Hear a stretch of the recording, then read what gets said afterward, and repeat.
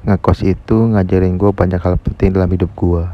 Gimana sih rasanya dari kecil, yang biasanya apa-apa diatur sama orang tua lu, terus tiba-tiba sekarang harus ngajarin sendiri semuanya.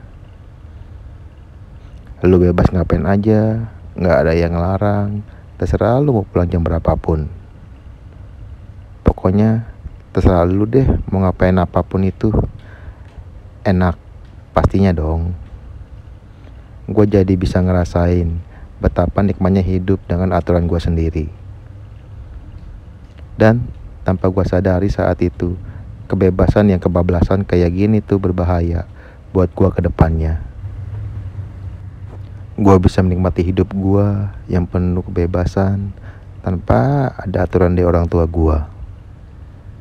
Kalau orang tua nelpon, tanya kabar gue tinggal jawab aja, baik-baik aja hidup gue ke mereka.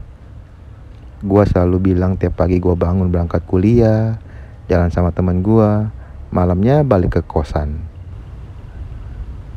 Semenjak putus sama Rara, kegiatan perkuliahan gue makin kedodoran. Padahal gue cukup aktif di kegiatan kampus, tapi karena seringnya gue ikutan kegiatan di kampus, jadi gue punya banyak teman. Apalagi gue dekat sama Yuli.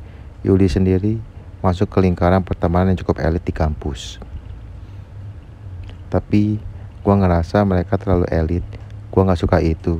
Gue suka sama hal yang berbau merakyat. Gue emangnya punya standar level pertemanan, tapi gue terbuka buat bergaul dengan siapa aja.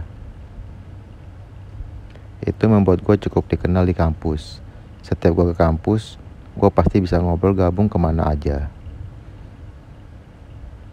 Karena rata-rata kenal dan pernah ngobrol sama gue, dan sering juga main ke kosan gue. Karena kosan gue yang nyaman banget, kosan gue ini sering banget jadiin base camp buat teman-teman gue. Hampir tiap hari ada aja yang main ke kosan gue.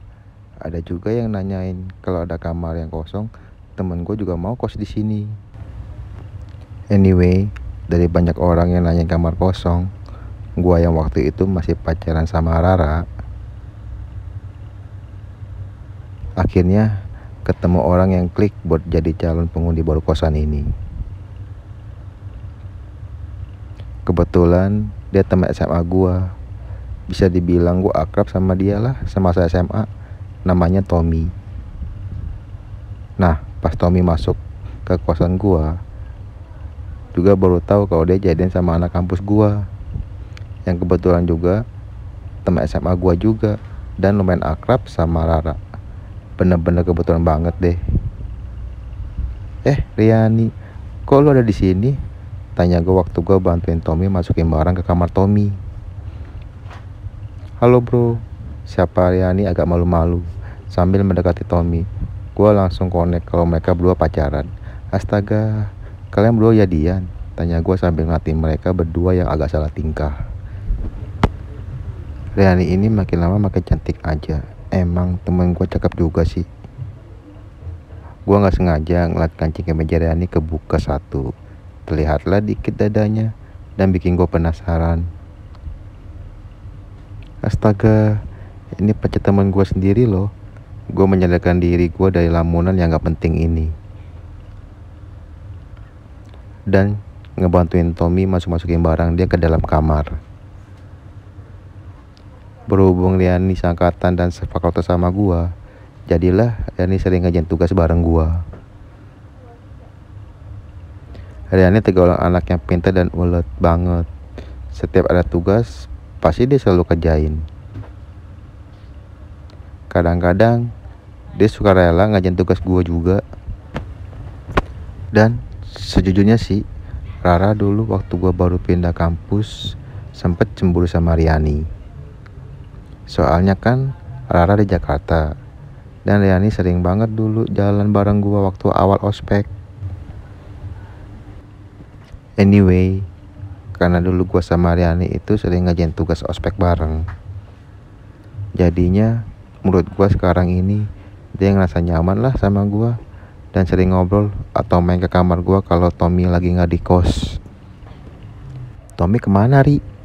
Tanya gue ke Riani yang saat itu lagi ngajain tugas di kamar gue.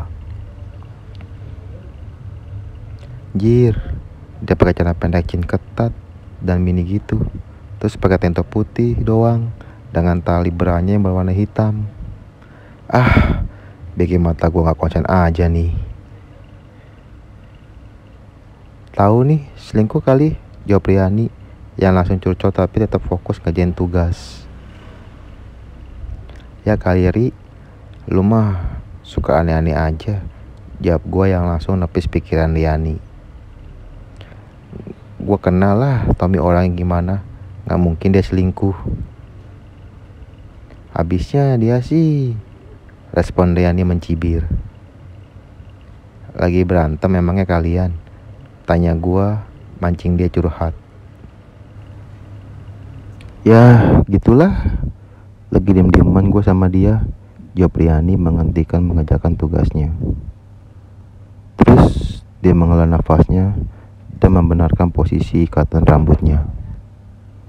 Waduh, ada yang menarik saat wanita membenarkan ikatan rambutnya. Melihat Riani membenarkan rambutnya dan dadanya otomatis terbusung ke depan.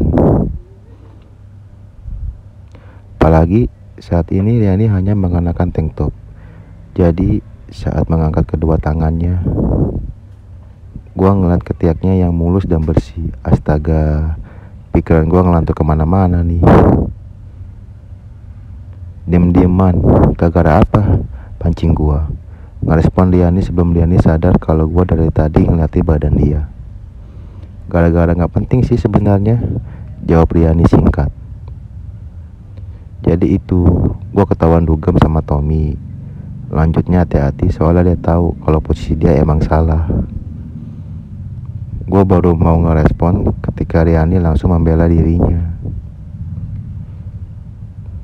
Ya, gue kan pergi dugem, gak sama cowok, sama teman-teman kelas gue, cewek semua. Ucapnya memulai pembelaan diri. Lagian, emang cewek kalau dugem selalu negatif apa? Kan enggak juga kan? Emangnya ada ya cewek di tempat dugem mendadak ketemu cowok dan langsung ngapa-ngapain gitu? Gue tersenyum tipis. Seandainya dia tahu apa yang terjadi gue sama Nasya. Gini Derry, gantian gue yang ngomong. Kalau misalnya nih keadaannya dibalik, lu tahu si Tommy dugem sama temennya, lu gak takut apa? Tanya gue membalik situasi. Riani tampak mikir sejenak. Enggak sih kayaknya, jawab Riani. Ya pokoknya sih menurut gue, lu seharusnya gak diem-dieman sama Tom cuman karena lu bete ketahuan dugem. Akhirnya Riani cerita panjang lebar sama gue malam itu. Intinya sih dia bete pacaran sama Tommy. Gue gak bisa mengerti sih dengan apa yang dia rasakan. Walaupun gue ngerasa dia agak kebablasan soal kebebasan dia dugem.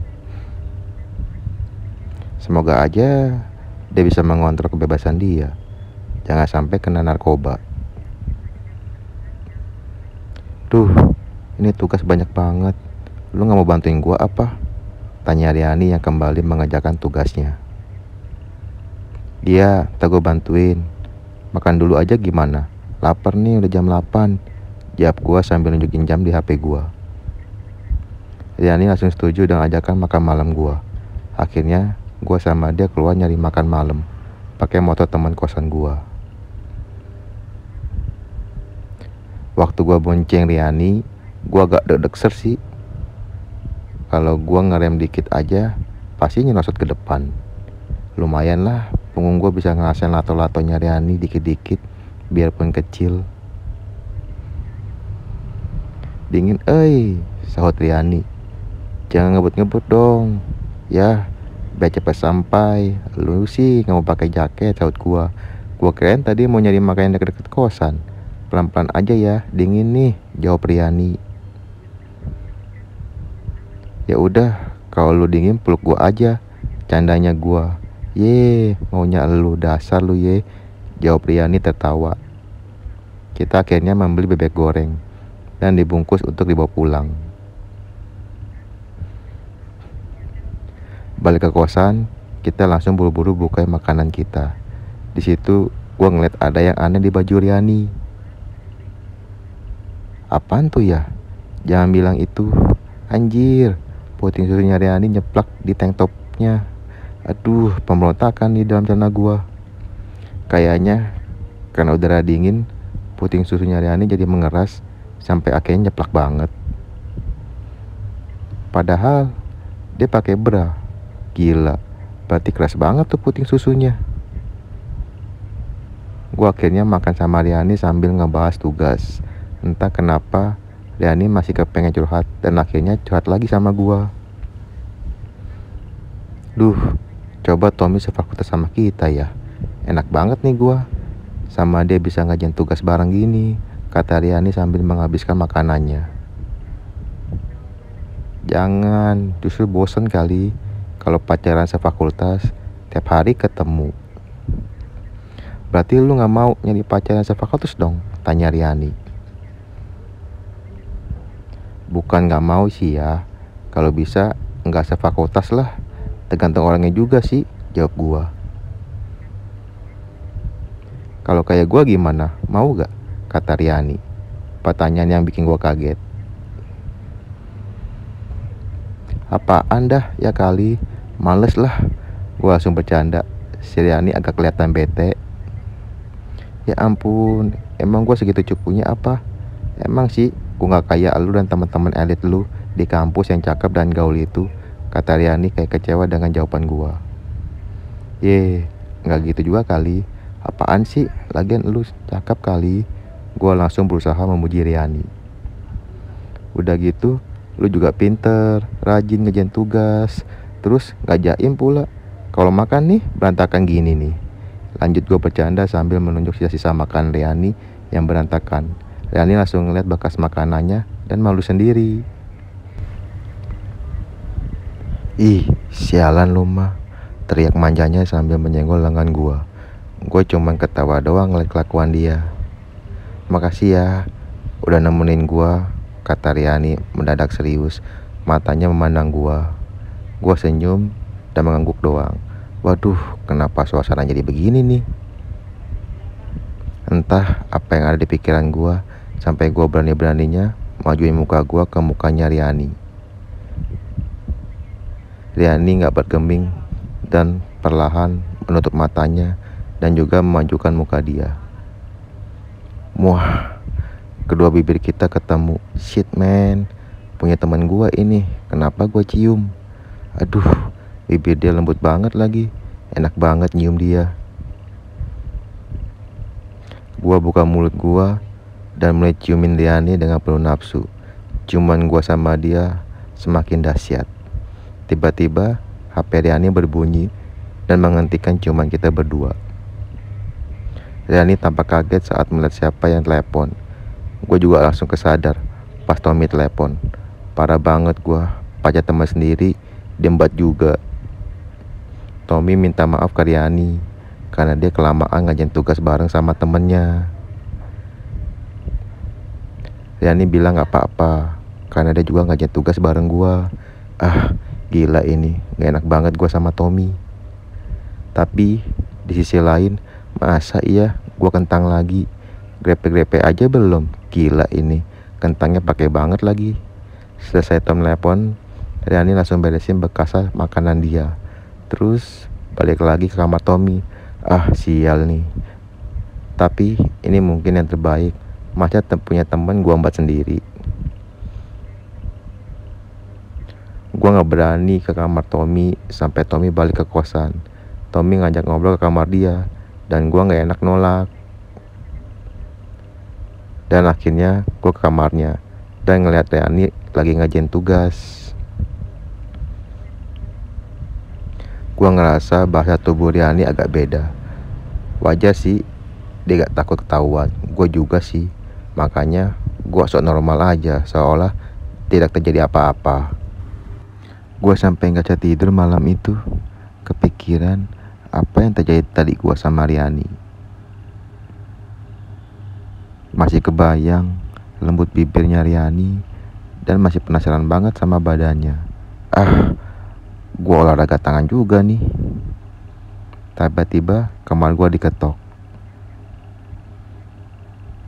Gua kaget. Pas gua buka pintu ternyata Riani yang mengetuk. Riani langsung menaruh jari telunjuk di depan bibirnya supaya gua gak berisik.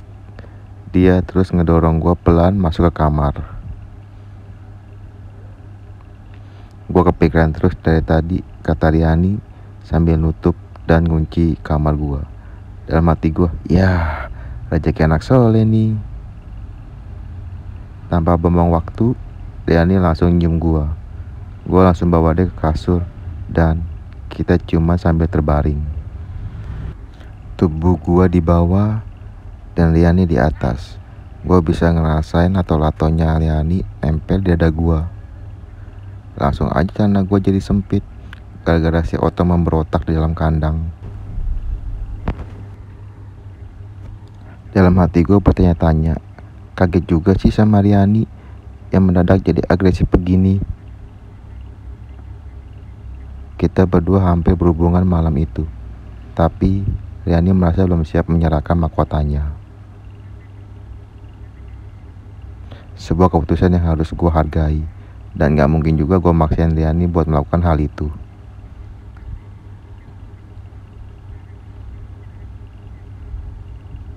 Dan sepanjang malam itu, hawa nafsu menguasai kita berdua sampai rasa puas terpenuhi. Lu gak akan bilang ke Tommy kan? Tanya gue ke Riani setelah kita selesai melakukan hubungan. Enggak lah, gila lu, jawab Riani sambil memakai beranya. Gue tetap badan polos Riani untuk terakhir kalinya. Kita pelukan untuk beberapa saat dan akhirnya Riani kembali ke kamar Tommy. Setelah malam itu, gue sering dengar Riani sama Tommy sering berisik malam-malam. Gak terlalu kedengaran sih, tapi ya gue udah tahu mereka ngapain. Aduh, maaf ya Tom, Anda tahu apa yang terjadi Riani sama gue. Lu pasti gak mau jadi temen gue. Oke guys, masih penasaran sama kelanjutannya? Kita lanjut di part 4 ya.